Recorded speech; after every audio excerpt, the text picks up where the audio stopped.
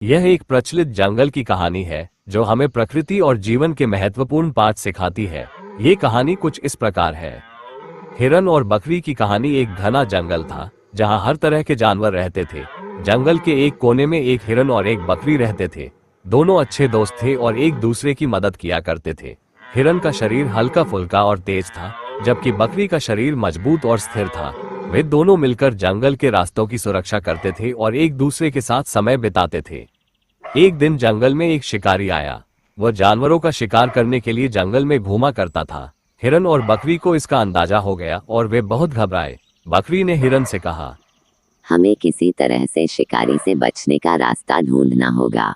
हिरन ने कहा, तुम चिंता मत करो, मैं बहुत तेज हूँ।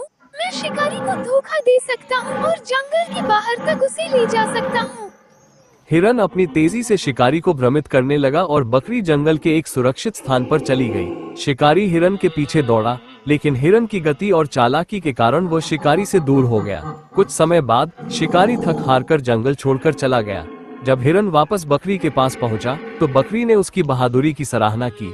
दोनों ने एक दूसरे से वादा किया कि वे हमेशा एक दूसरे की मदद करेंगे और कभी भी अकेले नहीं रहेंगे।